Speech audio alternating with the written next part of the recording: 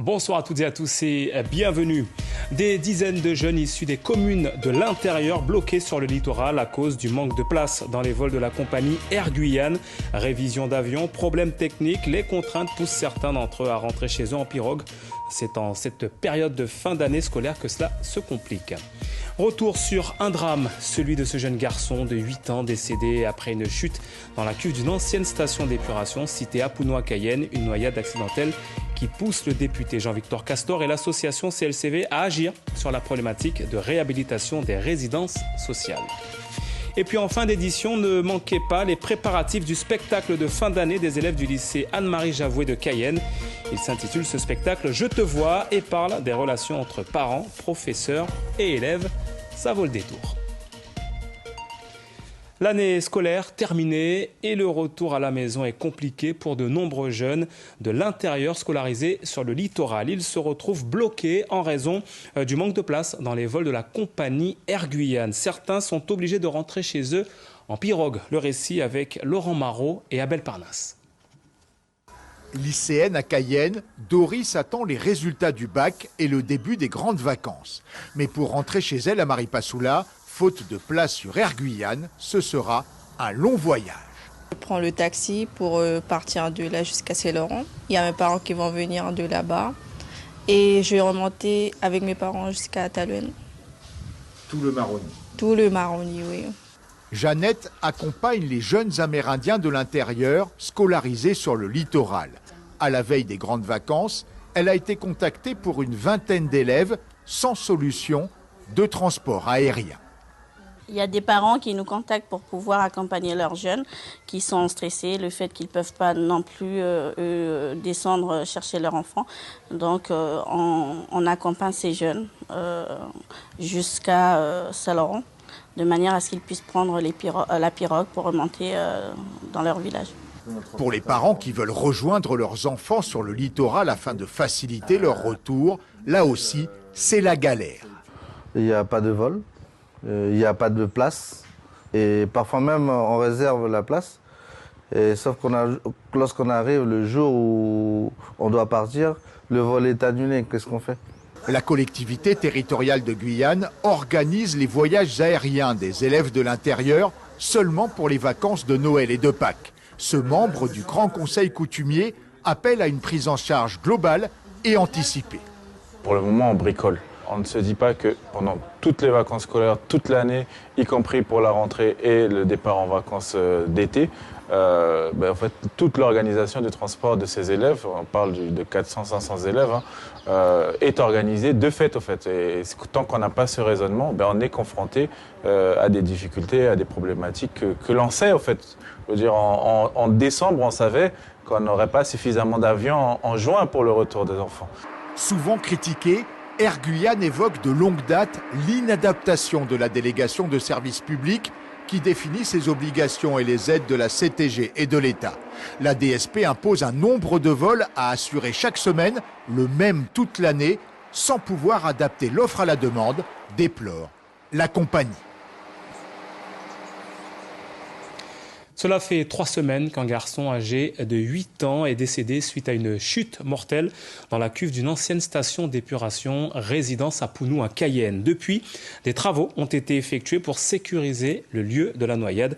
Suite à ce drame, l'association de consommateurs CLCV et le député Jean-Victor Castor ont décidé d'agir. Le reportage de Brigitte Ouap et Clotilde Séraphin-Georges. Depuis l'accident qui a causé la mort d'un enfant de 8 ans le 9 juin dernier, l'accès à cet ancien poste de refoulement a été renforcé. Mais pour le président de l'union départementale de l'association CLCV, cela ne suffit pas. Pour le moment, nous ne sommes pas satisfaits puisque la clôture qui a été érigée ne fait pas office de protection complète concernant cette résidence. Sachant qu'il était prévu de mettre un vigile et comme vous, comme moi, vous constatez, il n'y a pas de vigile. Donc si cet après-midi il fait beau, les gamins iront s'amuser sur le terrain de sport et on risque de voir encore s'aggraver la situation qui s'est produite il y a 2 semaines. L'association des consommateurs veut également que soient prises en compte les demandes des habitants de la résidence à Pounou à Cayenne. Wen habite un F3 depuis 2 ans. Il a écrit au bailleur social et attend toujours une réponse. On a une porte là qui est cassée. Hein. Mais bon, on a été là-bas, on les a expliqué tout ça. Et puis rien, on n'a pas donné de réponse. L'association a interpellé le député Jean-Victor Castor pour la soutenir dans ses démarches auprès des bailleurs sociaux. Pour le député, la question du logement est centrale. La question du logement est une question qui est criante. On est loin du compte, c'est 1000 constructions au lieu de 4000 par an. Et du coup, on accumule un retard et qui fait que, bon, voilà, dès qu'on parle de logement dans nos pays, eh bien, c'est une situation qui est dramatique. Et donc, oui, à un moment donné, étape par étape, eh bien, il faut franchir des caps et surtout rappeler aux bailleurs que, voilà, ils ont des obligations. Sollicité par le député Jean-Victor Castor, le bailleur social La Seine-Samar a affirmé faire un diagnostic de l'ensemble de son parc. Objectif, vérifier que les installations dangereuses soient sécurisées. La suite avec l'arrestation et le placement en garde à vue de 5 jeunes âgés entre 15 et 20 ans. Ils sont suspectés d'être impliqués dans les violences urbaines commises dans les villes de Kourou et Makouria. Une cinquantaine de gendarmes ont mené 2 opérations avec l'appui de l'antenne locale du GIGN. C'était hier et ce matin à Kourou et dans les quartiers de Soula et Sablance à Makouria. Les investigations sont toujours en cours.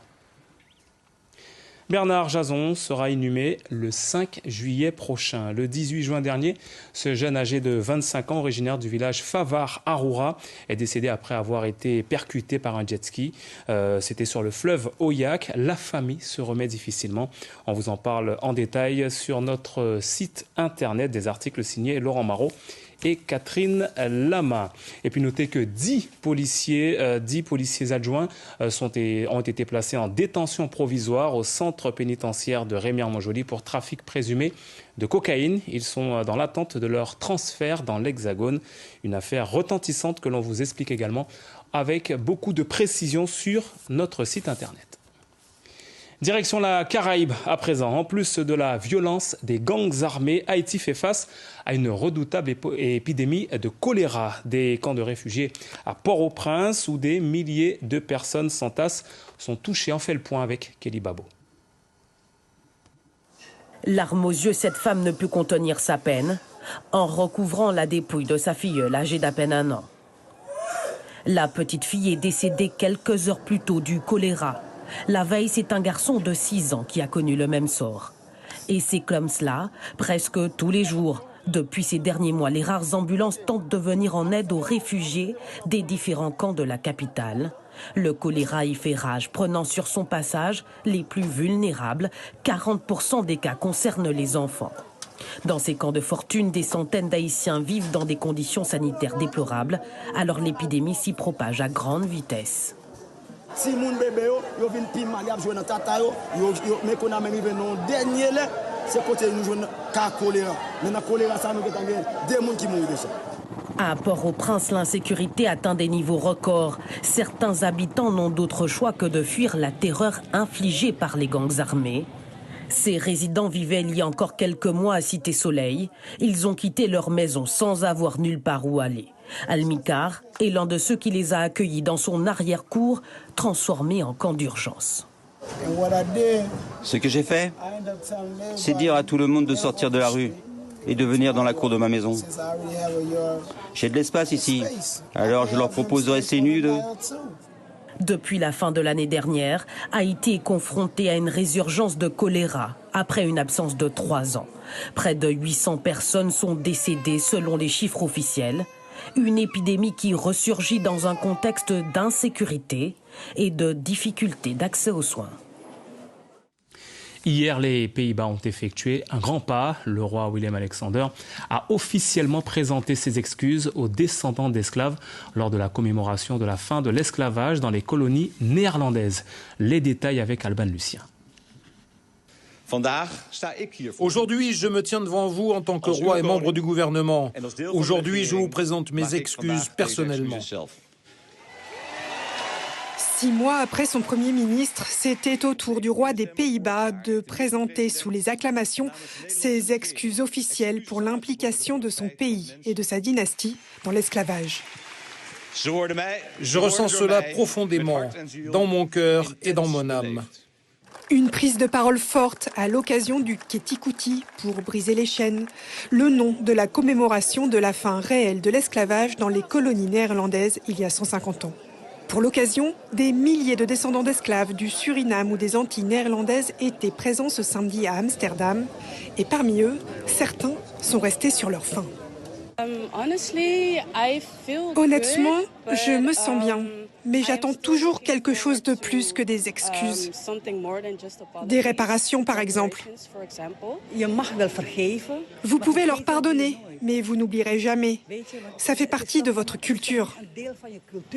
Les excuses ne suffisent pas. Elles devraient s'accompagner d'une forme de réparation, d'une justice réparatrice et de compensation. Avant l'abolition de l'esclavage, les Pays-Bas ont procédé à la traite d'environ 600 000 Africains, principalement vers l'Amérique du Sud et les Caraïbes. Retour sur nos terres pour parler d'agriculture avec l'Assemblée générale du Grage Guyane. Les membres du syndicat ont abordé plusieurs grandes thématiques lors de ce rendez-vous, avec la présence remarquée de la toute nouvelle présidente de la SAFER, Thierry Merlin et Frédéric Larzabal.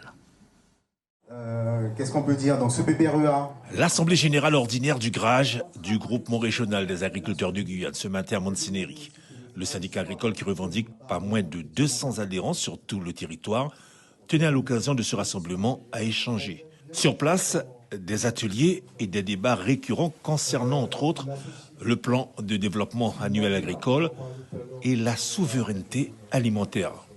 On a toujours porté cette notion de souveraineté alimentaire. On va y arriver petit à petit, mais en tout cas on travaille avec nos interprofessions sur des plans de filière. Donc j'y crois, puisqu'on parle aussi de résilience quand on parle de souveraineté alimentaire.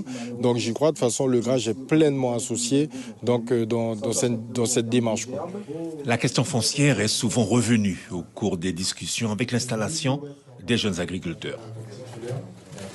Quand on s'installe, ce qu'on demande de manière générale aux jeunes, en tout cas de mettre en place pour les jeunes, c'est la valorisation de manière générale du secteur en matière d'eau, électricité, en matière de pistes, donc les voiries dans leur globalité, en matière de numérique aussi. Donc c'est tout cela l'installation du jeune et qui est une parcelle finalement exploitable, en tout cas prête à exploiter.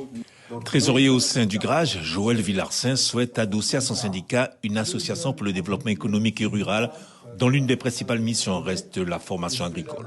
C'est la résilience alimentaire. Il faut effectivement... Le but de faire des formations, c'est vraiment de faire des formations locales, avec nos savoir-faire locaux, afin effectivement de transmettre. Avec le Grage et à l'intérieur du Grage ? Donc le Grage, effectivement, fait partie de cette ADR, mais le but, c'est une ADR, une association qui a pour but d'intérêt général.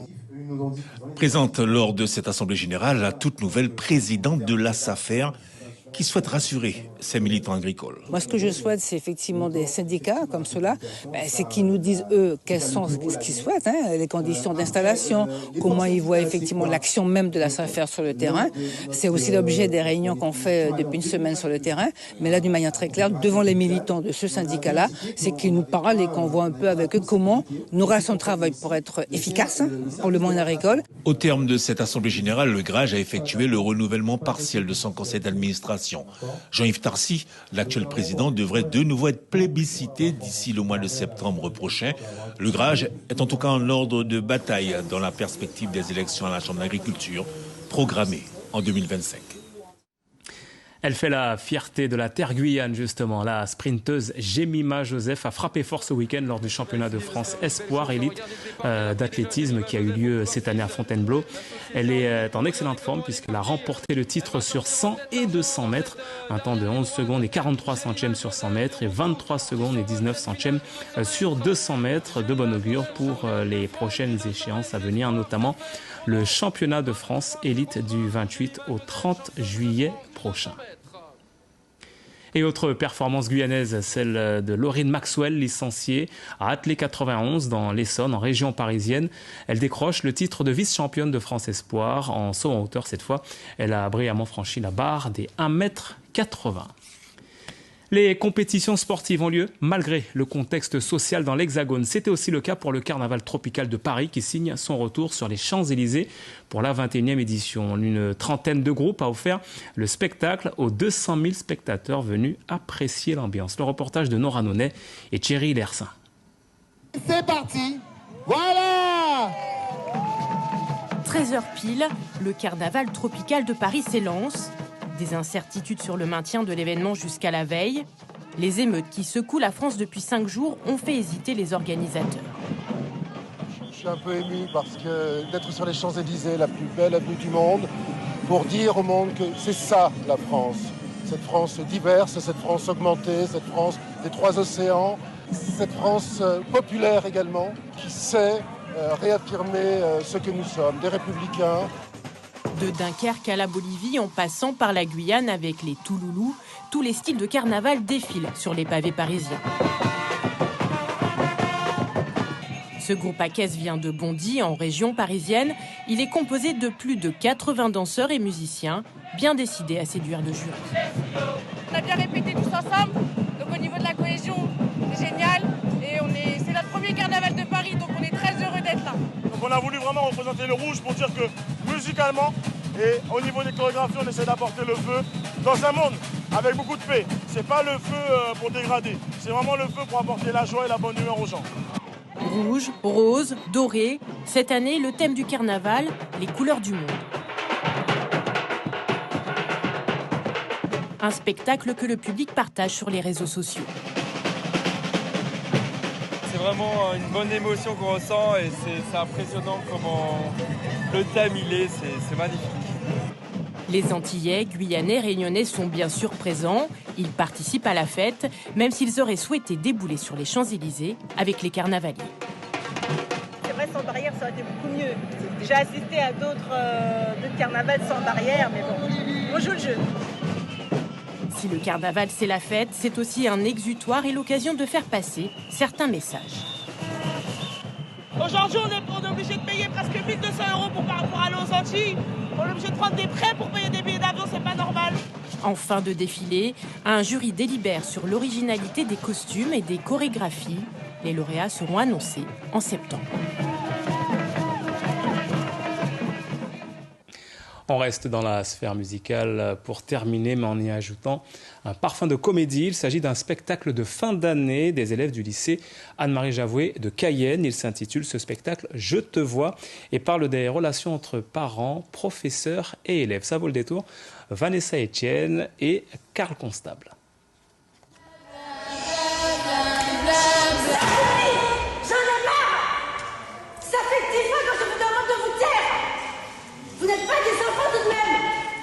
Même si la scène est jouée, elle est empreinte de réalisme.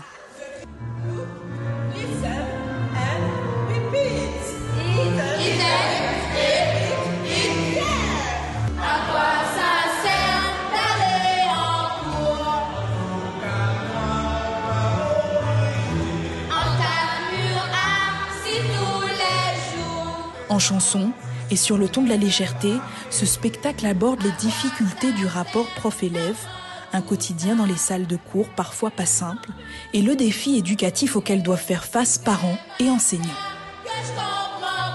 C'est une comédie musicale qui traite effectivement de l'ambiance dans notre lycée, le rapport entre les jeunes, les profs et les élèves. Il y a effectivement, bien sûr, des anecdotes qui sont reprises de nos propres expériences avec les élèves, mais il y a quand même des choses qui sont extrêmement romancées.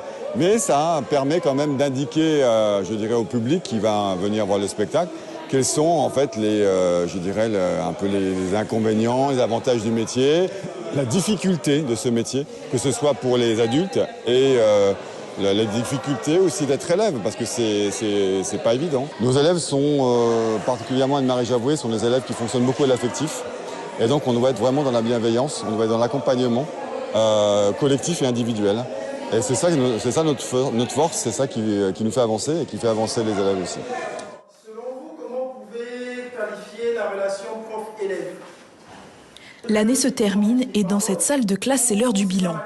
Au-delà de cette comédie musicale, avec du dialogue, ce thème relation élèves, profs et parents a été abordé en cours. Il y aura toujours des désaccords entre les élèves et les profs parce qu'on est tous humains et il se peut qu'un jour on se comporte mal et cela arrive à tout le monde, même les professeurs parfois ils ne se comportent pas de la bonne manière. Mais je pense qu'à chaque fois, ici au sein du lycée, on trouve toujours une solution, on se comprend et quand on se revoit en cours, ça va. Un jeu de scène qui a été aussi une introspection pour chacun, avec une remise en question de certains schémas éducatifs. 9h50, il y a une pause de 10. Des fois, c'est la faute des profs, c'est la faute des élèves, en même temps, c'est la faute des parents. Parce que il y en a des parents qui, si leurs enfants leur disent quelque chose, ils ne vont pas vraiment regarder le bon côté des choses. Donc, ils vont juste dire, oui, c'est la faute de la professeure. Donc, ils vont venir, ils vont dire, oui, c'est votre faute, ce n'est pas mon enfant. Et l'enfant aussi, vu qu'il sait comment ses parents vont réagir, il trouve l'opportunité, en fait, de parler, de dire. Les élèves du lycée Anne-Marie Javoué vous attendent ce mardi 4 juillet à 19h à l'Ancre afin de vous présenter en musique leur travail mené durant une année. Le rapport au monde se transforme. Et en attendant ce spectacle, bien c'est la fin de cette édition. Merci de l'avoir suivi. L'actualité revient demain dès 5h avec Serge Massot. Le Guyane Soir demain sera présenté par un nouveau visage, Génial Atoumani. J'ai pris beaucoup de plaisir à vous accompagner durant cette saison. Merci de m'avoir accueilli. Passez une excellente soirée. L'info continue sur les réseaux sociaux et sur notre site internet lapremière.fr.